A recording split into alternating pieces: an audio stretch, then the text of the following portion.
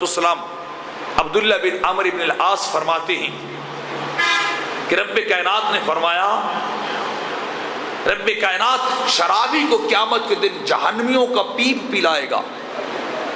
اگر پہلی بار بندہ شراب پیے توبہ کرے تو وہ کریم اتنا ہے، وہ مالک غفور رحیم اتنا ہے، بندے کی توبہ کو قبول کر لیتا ہے۔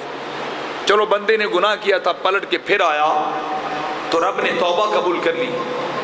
اگر دوسری بار پھر وہ شراب پیے اور پھر رب کائنات کے دربار گوربار میں توبہ کر لے، رب کائنات دوسری بار بھی توبہ کو قبول کرتا ہے۔ اور اگر تیسری بار پیتا ہے وہ شراب کو تو مالک کائنات اس کی توبہ کو تیسری بار بھی قبول کر لیتا ہے۔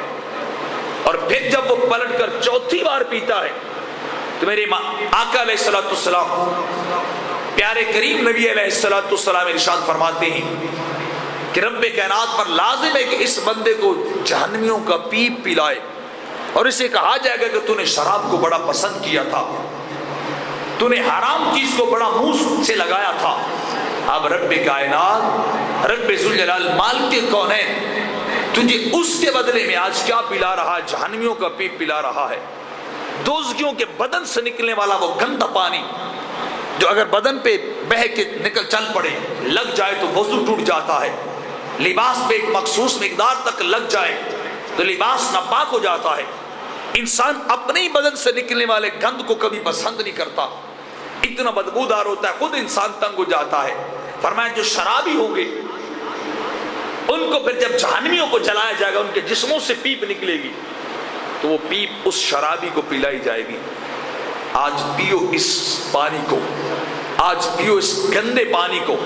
ہم نے تمہارے لیے کیسی نعمتیں بنائی تھی، صاف ستھرا پانی بنایا تھا، تمہارے لیے میٹھے شربت بنائے تھے، ٹھنڈا پانی بھی مہیا کیا تھا تمہیں ہم نے، لیکن تم نے نہ شکری کی اور شراب کی طرف گئے۔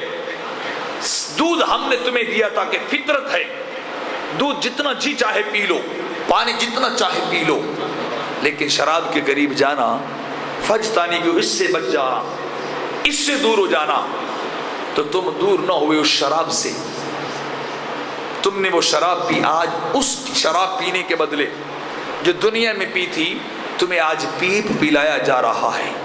آپ اندازہ لگائیں کتنا قری اور دردناک منظر ہوگا وہ جب شراب سامنے رکھ دی جائے گی اور کہا جائے گا، پینے پہ مجبور کر دیا جائے گا۔ اللہ اکبر! مالک کریم ہمیں ایسی گندگی سے محفوظ فرمائے۔ ابو مالک اشعری رضی اللہ تعالی عنہ ارشاد